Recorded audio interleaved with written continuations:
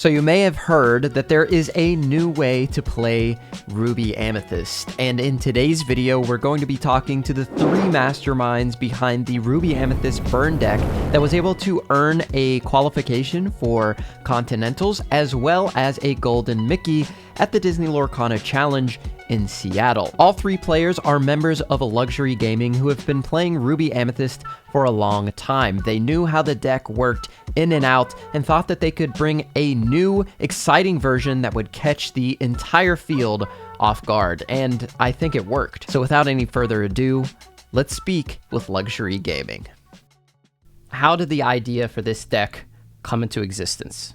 My buddy Elrathion, I want to say he sent me a list, I think, prior to the Vegas DLC. Elrathion took about a month ago, he started testing a burn build that wasn't a control build. It was like an aggro red-purple burn build. Well, first of all, in Team Luxury, we have three, dedicated, red-purple players, Ruby Amethyst players. And we're always kind of trying to think through, is there something that is unexplored, right? And so at the beginning of set 4, we tried to explore aggro a little bit with Ruby Amethyst, and that seemed to be unsatisfactory.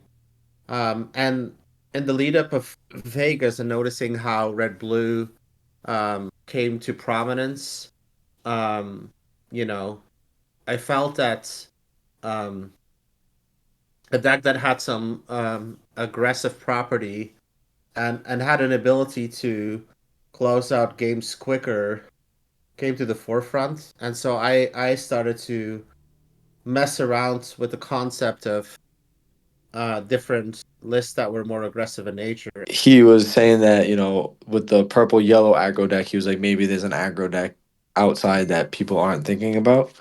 And so he sent me a list, and he was playing like Minnie Mouse Surfers and the Chromacons, Pirate's Life, and stuff like that. You know, the two questing guys, like the one-drop Maleficent that's uninkable, no Be Prepared, and it was just very in on the aggro. And we found that while the deck could win matchups into control, it struggled immensely into the mirror and other matchups. I actually brought that to Vegas. I had 3 decks in my deck box.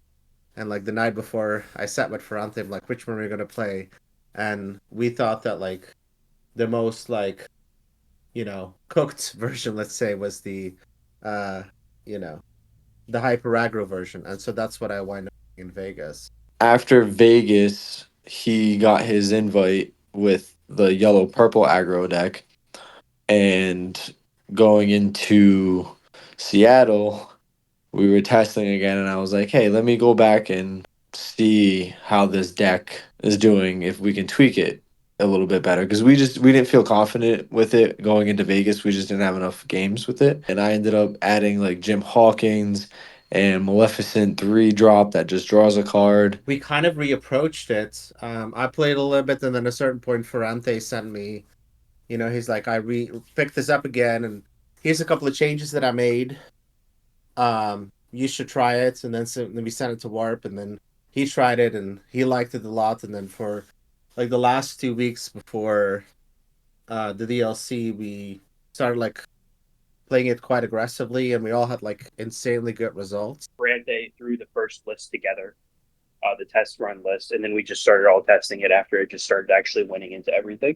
And then finally at the tournament, that us traveling there, we made some little final tweaks, and then that was kind of the history of the deck, I suppose. There were people going crazy about this deck. They were coming up to me in rounds 2 and 3 and being like, have you heard about this Gathering Knowledge and Wisdom Pirate's Life Ruby Amethyst deck? And I was like, no, what is that? And it's winning. And I didn't know what to think of it. Even watching it later, I was like, what is this? Is this an aggro deck? Is this Red Deck Wins from Magic the Gathering? Is this some combination of the two? And I don't even think the casters really knew what to think of it. The players certainly didn't. So what would you call this deck? What is the archetype? It's a tempo control deck with a burn in game. It's a burn control deck. What's unique about the deck is that you are playing this kind of control type deck, but you're also an aggressive deck, because if your opponent's not keeping your stuff in check, you're just gonna end the game earlier than normal. And I think that's what kind of like made the deck perform better than others, is that people didn't know what was going on until it was too late. So like most games end around 10 to 13 ink. It does not end games fast. But what it does do is have inevitability. Whereas a lot of red purple matchups, they'll get you to 12, 14 lore, but they have a hard time really closing out the game without having multiple goads and bounces. And sometimes they can't even get you to that because there's so much interaction on the opponent's side. Whereas this deck, we're trying to slow the game down and then get to the point where we're drawing 2 to 3 cards a turn, and all of them are direct burn. So we're just, gain 2 lore, gain 2 lore, gain 2 lore. And suddenly we go from 10 to 16 to 20. And our locations are just sitting there taking up the entire time and distracting our opponents from furthering their own game plan. I think that's what we all agree as a team, how it's positioned. The burn part is pretty obvious. Yeah. You only need to pick up the cards to understand that portion, right? Like there's so many cards that deal X amount of damage to hand. But it is not aggro in nature, in the sense that if you look at the cards you're playing with, it's very close to Ruby Amethyst at its core. That's why it actually shocked so many people, right? Because you're seeing like a 1-drop and a Cusco and a Sisu, and then you see location, and in your head you're like, I'm playing against classic Ruby Amethyst. Then all of a sudden you start to see Chromacons come out, and you start to see all these spells come out, and you're kind of just completely lost. When we're at 9-10 lore, at an average red purple deck, you think you're safe, and with our deck, like, no, like the game's over in 2 turns. Like if you're not, if we have the right cards and the Chromacons on board drawing cards and stuff like that. So people didn't really know what was going on and didn't know how to play against it, and I think that was like why the deck also was so successful. Your goal is not to win really fast or really early. I mean, there's still kind of the same dichotomy of like, when you play against certain decks, you need to be control, and against other decks, you need to be the aggro, right? Like that applies to, any mid-range type of deck, let's say. And this is kind of more of a mid-rangey deck. But you're still having 4B prepareds. You're still like aggressively contesting with Maui's. The Erics are frequently in there to like as an alternative to like a Tremaine or a Medusa. It's a little bit slower in the removal aspect, but it still removes sometimes a card that cannot be removed by Tremaine or Medusa, right? Like we were able to take out Tomatoas, and we were able to take out like all the really big threats that neither would have been in range for Tremaine or Medusa, right? Right. So it has kind of very similar like control aspects that a normal Ruby Amethyst would have. So that's why I would like put it in the burn control. I would call Chromacon one of the highest tempo card advantage engines in the game. My opponents are like, for example, in the Ruby Amethyst, they're playing things like Friends, hard casting or singing Friends. They're playing things like Finders Keepers. They're hard casting Rabbits. And all of those take a lot of your ink resources for card advantage. Whereas me, I play 1 Chromacon for 2, and that card draws me 7, 10, however many turns it takes after that. That's how many cards I'm drawing off of a 2 ink investment. So the game plan really is that Chromacon gives you a lot of value if what you're doing can't be interacted with by the cards you're giving your opponent, which is what this deck prays of. We're giving our opponent tons of cards. I had opponents with 15 card hands, but it doesn't matter when none of them are interacting with my win con. And then they also have to deal with my locations. Like Castle was good. Castle is a solid card, but Library was insane. Yeah. 8 HP, and it just sits there, and then all my little dudes that go on it, if they deal with them, I draw, or they have to deal with the castle first. So basically what this deck does is you divert all of your opponent's resources away from their win con so that they have to deal with your castles and your board because of the burn threat that your deck represents. And then you're still going to burn them out slowly over time. And they just can't, it's hard for a lot of decks to interact with this. They're just not built to, because they're doing things like playing Visions and Hiram, which again are very slow tempo relative to Chromacon. I play it once, and then everything else I play in the game is furthering my end game instead of furthering my card advantage.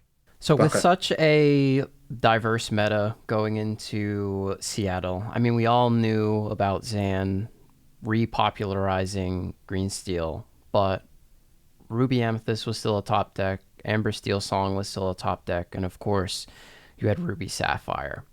So going into this, doing the playtesting that you did, how did you come up with the idea of how this deck would consistently win into such a open meta?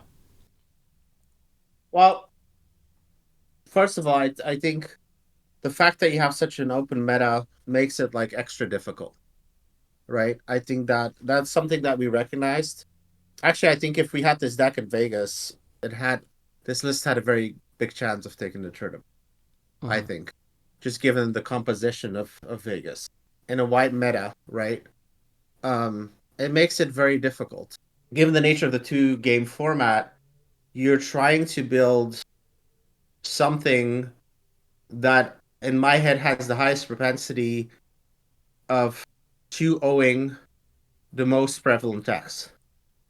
Um, and you also choose something probably that you're a little bit more happy with and accepting that there's some polarizing matches versus not making any choices at all, right? I think this is why, for instance, like a deck like Blue Steel frequently suffers, right? Blue Steel in a best of 3 format might be probably one of the best decks, if not the best deck in format, right? But then you go to a DLC and there's a lot of players and they're kind of in tie city, like I like to call it, where Right. they just tie every possible matchup, right? Um, because it's a bit play draw dependent. If they get someone unlucky, then that's the pattern they're in. So I rather have a deck that maybe has a little bit of a polarizing matchup, but has a very good shot of 2-0ing other matchups. We predicted that approximately we would see about 40% between Ruby Amethyst and Red Blue, right? And so if we translate that to like numbers of matchups, that would be like approximately like 4 auto wins. We knew that the red blue matchup was pretty much a lock, and then the next deck that we really hammered testing was the green steel matchup, and the matchup was we knew it was going to be our worst matchup. The deck kind of like auto loses to Cove Diablo. We just really don't have an answer to that. But then we came to the realization that we're like, most decks just lose to that. Most decks just, if you don't have the answer to Cove Diablo anyway, you just instantly lose most of the time, regardless of what you're trying to do. Especially with like the normal stock list of red purple, where like it's really hard to get over the Cove Diablo play. So then, what really helped us in other matchups, like the mirror match and Amber Steel matchup, and even the Green Steel matchup, like I ended up going 5-3-1, and my 3 losses were to Green Steel, and my 1 tie was to Green Steel. So if I feel like if I would have queued into any other deck, any of those rounds, I would have got probably top 64. I ended up losing my last round to Green Steel, and he ended up getting 64th. I ended up only playing 2 red blue, and that was the big thing about the deck, is that we knew that red blue was going to be the most represented deck, and if we can play a deck that's just like an auto win against that, you just have to get lucky sometimes, and it comes down to matchups. Red Blue is like, I would say, like as close to not a win as Lorcana has. Like technically they can win, but it's probably going to happen like 5 times out of 100. We went 26-0 into blue red in testing, and that also showed up at the event. Not a single one of us lost a single game to blue red, and there were other red purple players we know that are good players that got 2-0'd by red blue, because sometimes they don't draw castle. They're not fast enough. They don't have the pressure. They don't have the ability to close. So we wanted to make sure we had a 100% win rate into blue red, which we did have. And red purple, it's probably like a 70-30, which is probably as good as Ruby Amethyst would have a normal win anyway, right? Um, and so that felt like incredibly good. Against good red purple players, it's going to end up 1-1. But against players who don't understand what this deck is doing, it's very often a 2-0 into red purple, which is what happened very often in Swiss. Most of our red purple matches were 2-0s in Swiss. When my top cut run, the one red purple I played, it went to game 3 and I won game 3. But I feel very favored into the mirror, but they can definitely steal a game off of me if they're a good player. and they start to understand the way that the matchup works.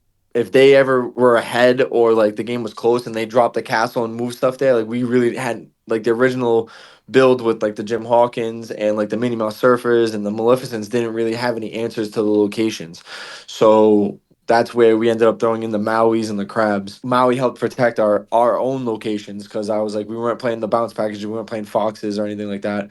So I was like, we have to be able to protect. If we can just extend our castle or our library a turn or two, that's huge tempo and just that's more poke damage that we're getting, which is basically like our Maui questing if we get an extra lore from our location. So like if I save a castle with Maui, that's basically like that Maui questing for two.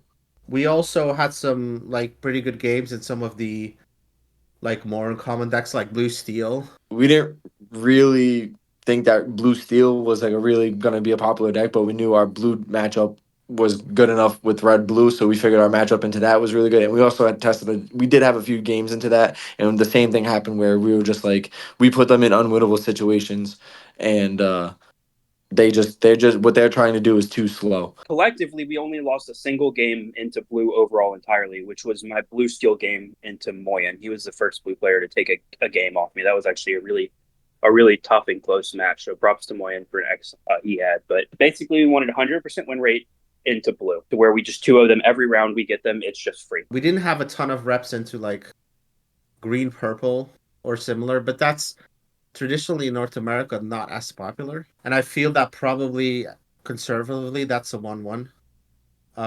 So we felt pretty good about that. The most scary proposition was the notion that obviously green steel is so popular. And in our testing, it felt like a play draw. I was able to test against some household names, let's say, in the green steel space, and I would have games on the play where I would win 20-3 lore, and that just doesn't happen with like Yund, right? Yeah. But by counter on the draw, I got I got schooled a whole bunch of times and only won a few times. But I still kind of thought like that's probably acceptable.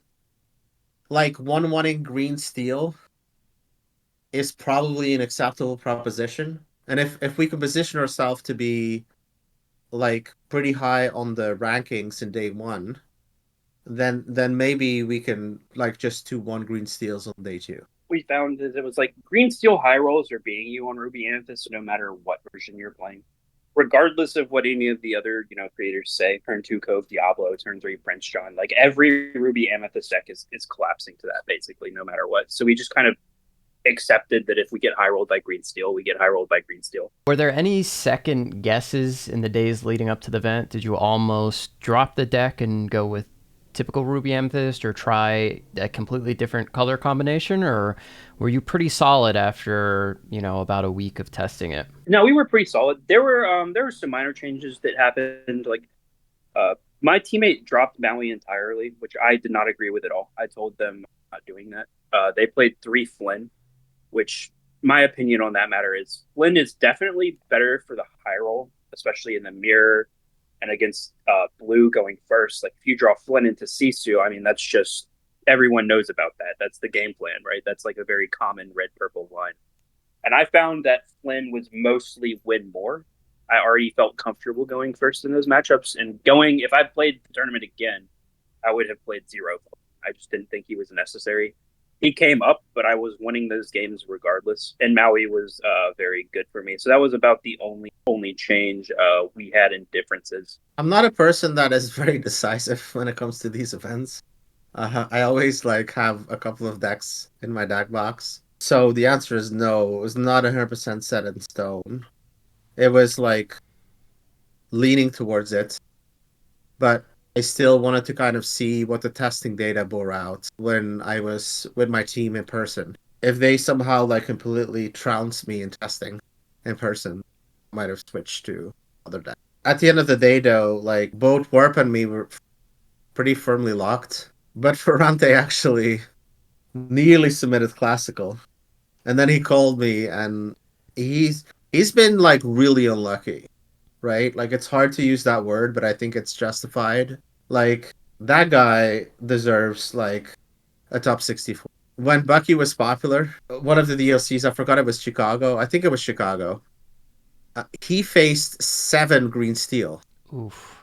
in his Swiss, and he missed cut by 1 round. And this time again, like he faced like 4 green steels and an amber steel, and it's like that is so much higher than the normal representation, right? Like his winning in was like green steel, and it's like, you know, like if he could just have got like one more like blue steel or red blue or something like in any of these tournaments. Warp went to bed. He was like, I know what I'm playing. I'm locking this list in. No questions. I know I'm playing this.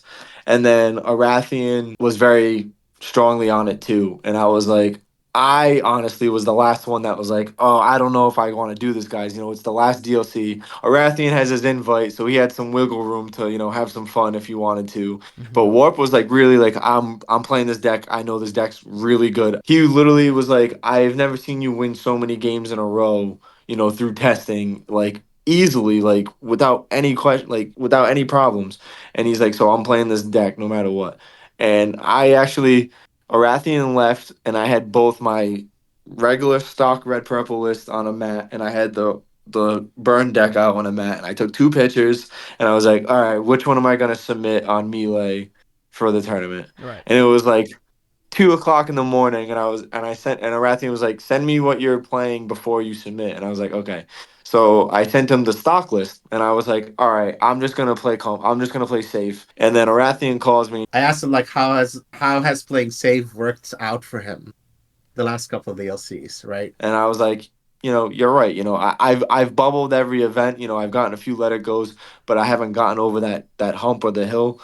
And he was like, you know, so you've been playing comfortable and safe and all these stock lists. He's like, let's try. He's like, why don't you try and, you know, switch it up? And I was like, all right, you know, I'll roll the dice with you guys. And then in the morning he messaged me and he said that he submitted the list that we were playing. So Yeah, that's that was awesome. kind of fun. I saw him on the floor, and was talking to him for a second about it, and he told me that story, and I was like, that's so cool. Like, it's awesome to have friends like that will push you. And like you said, just so unlucky. I feel his pain. I didn't face a single red blue the entire weekend at all. Me neither. It was Me neither.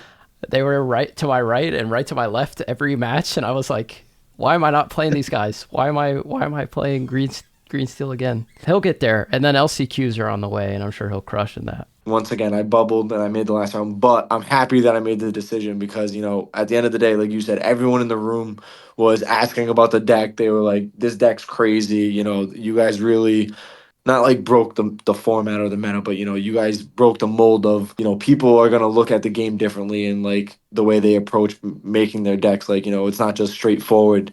This is what needs to be the stock cookie cutter list that you have to bring to a deck to win. Do you think that the list that you guys brought will completely kick the doors down and open up more varied Ruby Amethyst lists for set 6? Or do you think like bounce control, tempo is just going to take control again of the Ruby Amethyst meta? I think the ChromaCon doors have opened now that people are aware of it, and they're closed. It is a completely different way to play the game, and I don't think it's just like limited to red purple chroma. There are a lot of viable ChromaCon builds I'm going to be testing into set 6 and into the continental season. But it's a different kind of play style. It's a different way to play the game because you're giving your opponent lots of resources, but you are way up on tempo relative to all the other card advantage engines.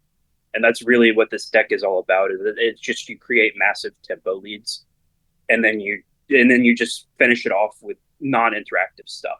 So your opponent can't interact with your knowledges. They can't interact with your goofy. They can't interact with your pirate's life. You're just ending the game. And the things they can't interact with are really chunky, like the library. A lot of my opponents would ignore the first library, and then suddenly I would drop a second library and a Sisu, and then they would be like, "Oh, now suddenly there's 16 HP of locations on the board, a Sisu which has to be dealt with, or Quest for 2." And then I'm probably dropping B prep the turn after that. So it just forces our opponents into really bad situations, and I think it'll be harder to win with going forward against good players, But I think against a lot of people, it inherently punishes them for deck building where they want to use a bunch of resources to obtain more card advantage.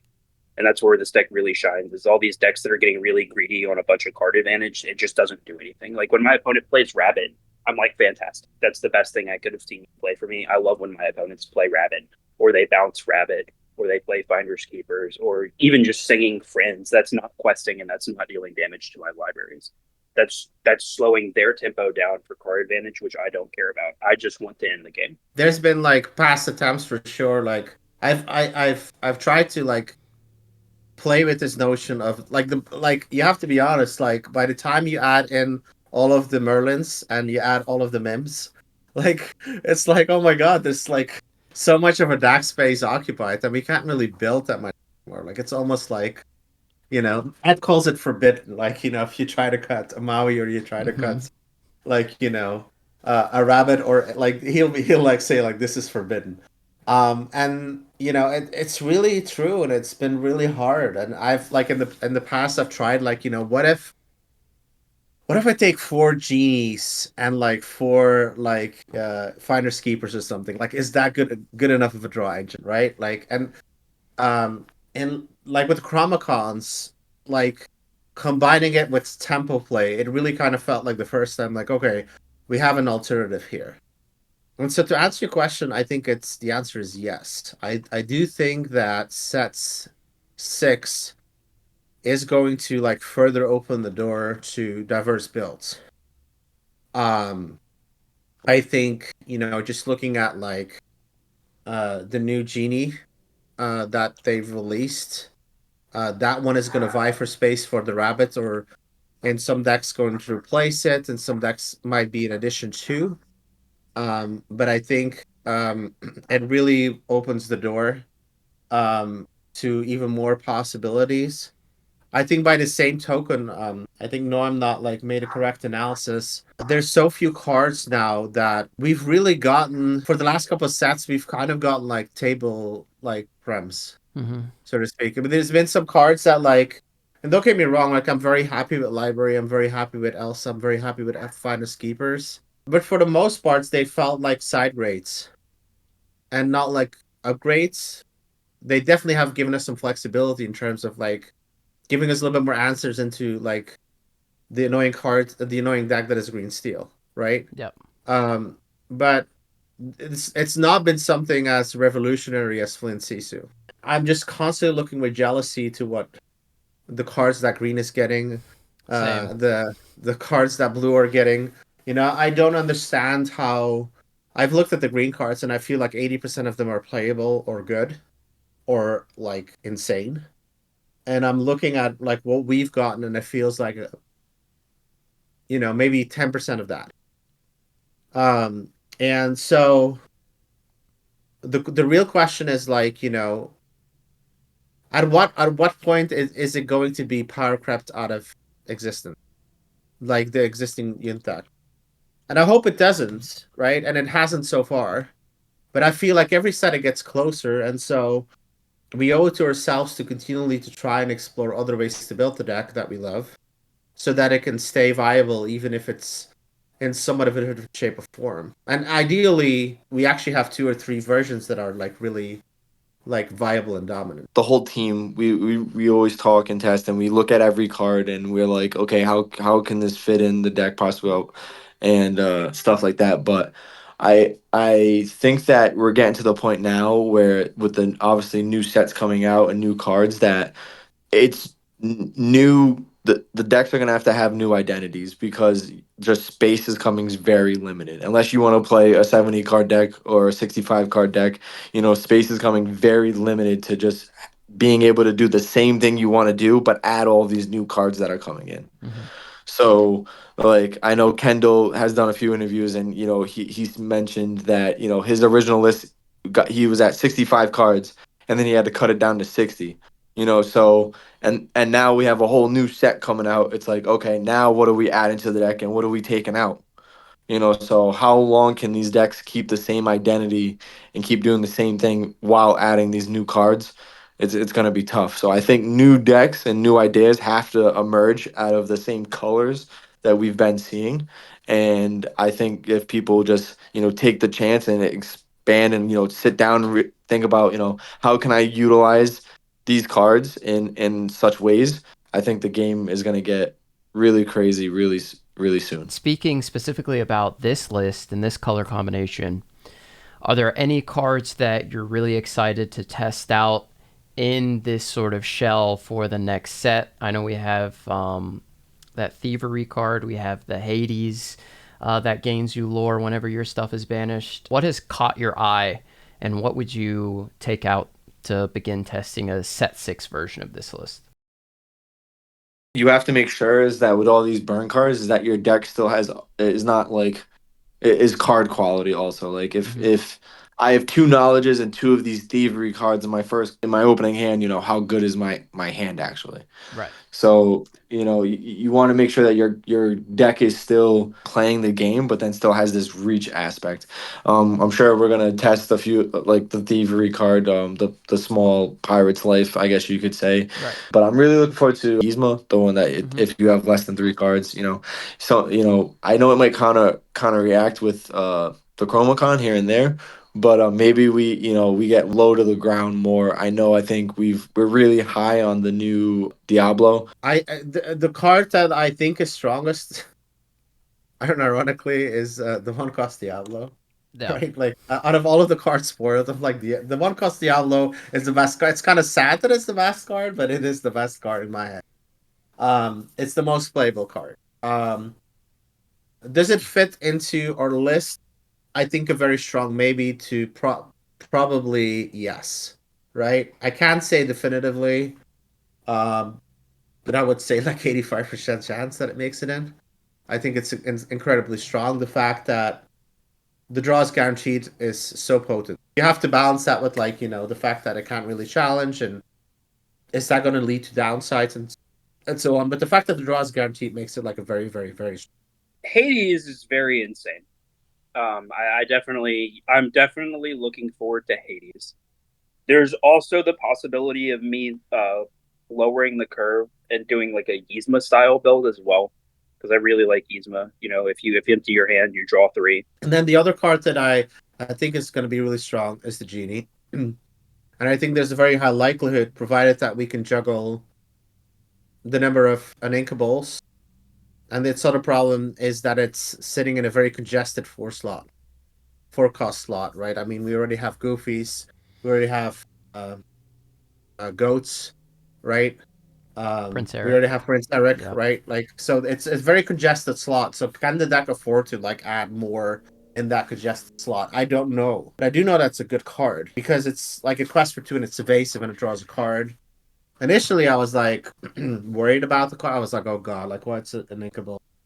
And initially I was like, oh, Rabbit is clearly better. But then I started thinking about it, and I'm like, actually, like evasive almost doesn't exist in the game anymore, right? Like, I mean, if you think about it, there's Diablo, there's green purple that like sometimes plays with Pegasus and Sir Hiss, and but for the most part, that's kind of it. Like evasive kind of doesn't exist. I mean, yeah, Elsa exists, like to counter Diablo. Otherwise, she probably wouldn't exist. And so in my head, I was like, well, okay, if we're playing cards that quest for 2 that replace themselves, that's pretty good. We're gonna try and test possibly the Maui that adds back in action. That just sounds really good too in the deck. Called the Rose. It was a foreign language that it got spoiled in, but it's the 3/3 that Right. gains That a gains a lore. lore. Yep. There's 2 other cards that I was interested in testing. I'm trying to remember. One of them is the Vanellope, the one that at the start of your turn, if it's at a location, you draw a card and gain a lore. Yep. I think that card fits into this shell with the libraries very well. And the other one is the mini, I believe. It's the 3-drop that whenever you ink something, you get back a location.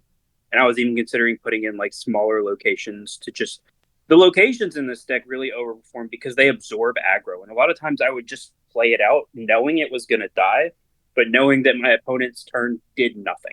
Or they had to Right. play Fox, then bounce their dude back, which did nothing towards accomplishing their game state. And I'm just trying to take it into late game where I'm drawing two to 3 cards a turn and burning them out. So I'm just trying to slow them down. And so those locations and the ability to bring locations back will probably end up at some ratio in this deck. Do you have any final thoughts on the deck, Seattle, Ruby Amethyst? It was really awesome getting a bunch of love from and support from just the community. And some people didn't like the deck. Some people weren't fans of the burn idea or whatever they wanted to call it. But then other people were like, you guys, it was awesome seeing new stuff happening in the meta and shaking the game up. The community was awesome that weekend. Like the it was crazy watching John, get in. He got 60 seconds, squeaked in the top 64, and then played Moyen, a great player, Yeah. in top 64, and snuck out a game 3 against him. And like one of the he needed to have be prepared situations, and he had it, and then won the game from there, and then won his top 32 match, game 3 on stream, and then just going from there, won his top 16 match and won a golden Mickey Mouse. Like, it was just a crazy weekend for everyone. And yeah, no, it's one that I'll definitely remember. And it's funny. People hit me up and were like, "How do you guys deal with the mirror match?" And we're like, "The mirror match didn't exist until after Sunday." So like we didn't really have Yeah. we didn't really have an answer because we knew we were like the only ones playing the deck. So we were like, that's another thing we have to think about moving forward is when you come out with these decks, people are gonna stop playing them. How are you gonna beat your own creation that you made? If you're just new to Ruby Amethyst, I think the best course of action is to try to learn Duent, and try to kind of see what people like No I'm Not and etc. are putting out there. It's not super smart to innovate if you don't really know the the principles, right? Mm-hmm. The deck that we've built came from understanding the principles of deck building. It came from understanding what we anticipated to fight against, and it came from an understanding of the importance of tempo and the importance of having a good card draw engine, etc., etc. Right. So before, if you're a newer Ruby Amethyst player, welcome to the club. Start with the Yuns, right? Because that's going to teach you a lot about how this archetype operates. And then from there, I would say if you're like me, if you're a Ruby Amethyst player that's been around the block, don't be afraid to innovate. Um, we've seen it a couple of VLCs now where honestly this I've learned it since set one where I was doing really well with Ruby Amethyst. I was rank one on Pixelboard, etc. And there was a certain point at where Noam all of a sudden came out of nowhere and he started playing a million games and he did really well. And so, there was a part of me that's like, well, let me just copy exactly what Noam is doing, right? Let me copy his list and see what's happening. And I was getting worse results because his play style, his approach is a bit different than mine. He was playing with queens and things like that. And that card just didn't resonate with me the same way it resonated with him, right? And so once you get to that next level, trying to force yourself into the exact same card choices might not be right for you, and like be okay to explore what is right for your play style to get the best results. And don't feel bad about the fact that you're not exactly following, what No I'm Not, for instance, doing, or Elrathion is doing, or Ed is doing, whoever, right? Follow what really worked. Be diligent in your testing and follow that data once you're comfortable, right? And so, that, I think that's be a strong call out for people, right? Is to take that approach. The deck looks like a straightforward burn deck on paper, but it really doesn't play like that. As I said, I would cut 2 Peter Pans for 2 scars. But if you as a viewer want to pick up this deck, you will need to put in the reps. There's a lot of micro decisions that really matter. A lot of times we play Chromacon and don't activate it at certain times because we're trying to restrict our opponents, cards they have to answer our specific play because they only have so many outs in their deck. And then there's certain timing points where you realize that you just start chromaconning every turn no matter what in certain matchups. Usually if my opponent lands a Hiram, I'm just like, okay, I'm chromaconning every turn from here on out for the rest of the game no matter what, because they're going to have infinite cards anyway. And so there's a lot of little decisions that add up over time in games, and you will need to practice with this deck if you want to do well. Our team is really getting together. I'm so excited for Continentals. I'm so excited for Worlds. I'm so excited for the DLC season. The team has really kind of surpassed my wildest imaginations. Like we started in one place and now it's just brimming with talent. Like sometimes there's even a bit of imposter syndrome where I'm thinking like, wow, am I part of these great set of players, right? And it's just been really fun to travel with them and to practice with them and to grow with them. And I'm looking forward to another exciting season of challenges. I'm looking forward, hopefully, to an exciting season of Ruby Amethyst doing well, or at the very least, crushing Green Steel on this card. Yeah. And I wish the same for all of you as well. Just, shout out to the team, Luxury Gaming. They're the best. I'm grateful for the opportunity that they present and give me every single time we go out to these DLCs. Shout out to my man Warp and Elrathion. We put a lot of time. It wasn't just a few games, a handful of games that we played with the deck. We grinded and we put a lot of time and effort into the deck, and it was great to see that it really paid off. And just shout out to the community for showing so much love to the team, to having even Warp, like I said, we were watching his games. Everybody was around watching his game, cheering him on, and then it was it was a great weekend, and I wouldn't have wanted it to go any other way. I wish Warp had some things happen, so he had to concede his top 8 match, but it is what it is. I told him, it was your weekend. You would have won the whole thing. You would have played Luke in the finals, and it would have been a great finals. But you know, it is what it is, and we take what happens, and now it's just moving forward onto set 6, and we're gonna go right back into the kitchen and see what we cook up for Continentals and hopefully LCQs once they announce them, and we'll go from there. And hopefully Luxury Gaming is holding up that continental championship, representing the US going to Worlds. First two, obviously, the other two, I call it the council. It's the three of us who play red purple: Ferrante, Elrathion, and myself. Shout out to those guys. They did more testing than me with this deck. I watched a lot of it while I was at work, just had it on my phone in the background while I was doing stuff. And so they really did the meat and potatoes work here for this. So, huge shout out to them. Shout out to my team in general. Could not have done it without them. Shout out to Pavel. He's the GOAT. Never not going to be the GOAT.